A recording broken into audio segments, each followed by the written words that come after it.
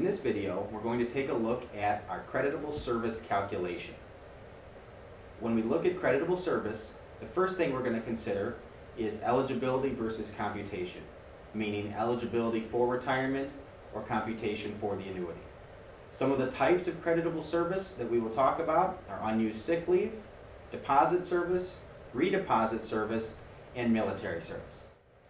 The first is unused sick leave.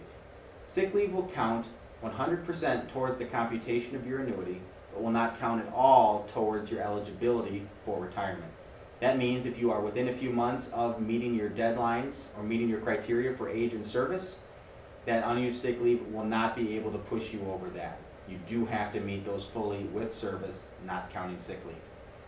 When we look at the sick leave calculations as it computes into the annuity, we use OPM's sick leave chart. It averages out to about 6 hours a day, but if you're looking for a specific value, it's important to use the chart at OPM, not taking an estimate on your own. The next section is deposit service. What is deposit service? That is for service that you have put in where you did not have retirement deductions taken out of your check. Now this is service that is typically either part-time or temporary or something earlier in a career where you may not have been a full-time employee.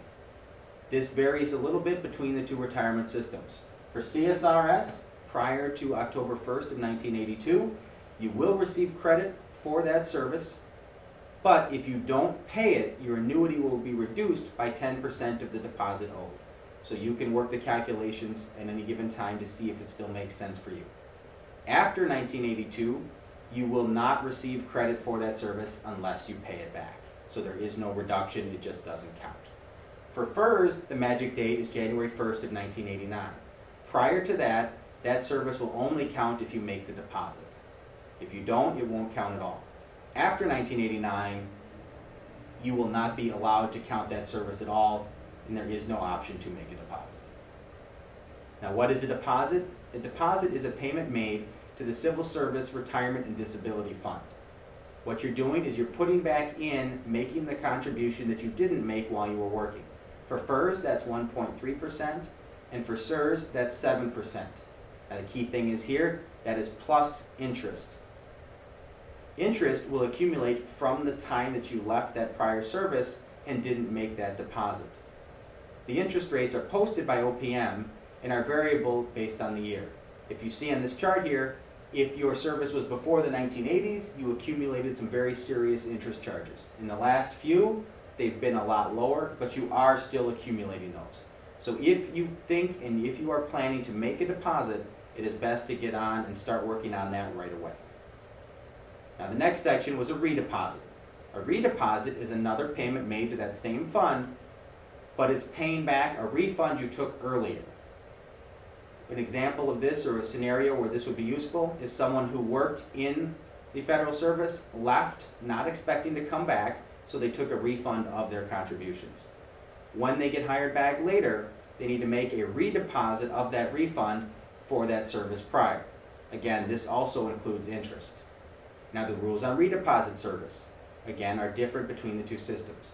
For CSRS, prior to March 1st of 1991, you will receive credit for the service even if you don't pay it back, but it will be reduced by an actuarial reduction. There is no specific amount that will be reduced by. OPM will do that calculation based on your specific example. After March 1st, 91, similar to the deposit service, you have to pay it to get credit. Now for FERS, you are eligible to make redeposits for retirements after October 28th of 2009. That means most people looking at retirement now are eligible to make redeposits. Those redeposits can even be made by a surviving spouse. Now the actual process of paying these deposits and redeposits back. While you're an active employee, you must submit an application for that deposit or redeposit to OPM. Now that is not an obligation, it's just a planning tool where they will tell you what the total amount due is and what the procedure is to pay that back. You can make installment payments. You don't have to write a check for the entire balance.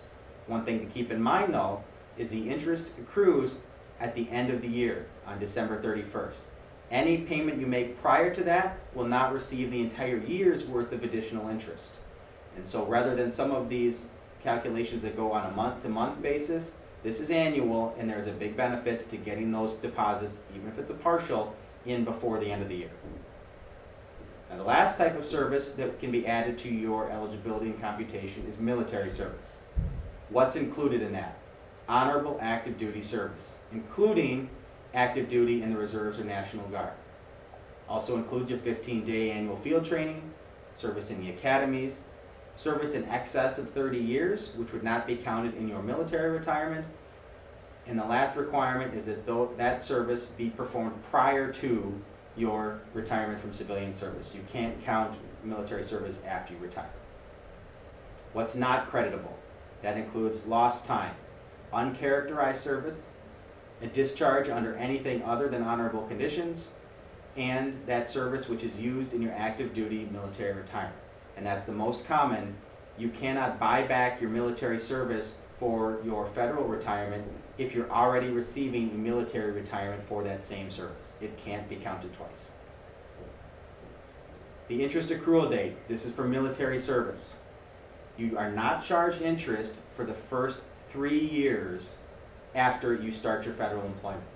So if you see the notes here, the 3rd anniversary of your first appointment covered in a FERS position, or the 3rd anniversary of returning to that FERS position after leaving for military service. An example of that would be the Reserves. So what we're looking for here is in those first 3 years, you can pay that service back without being charged any additional interest. That is obviously something you want to take a long look at if you are just starting into federal service after coming from the military. That's it for our review of creditable service.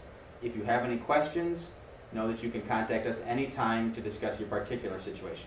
Thanks.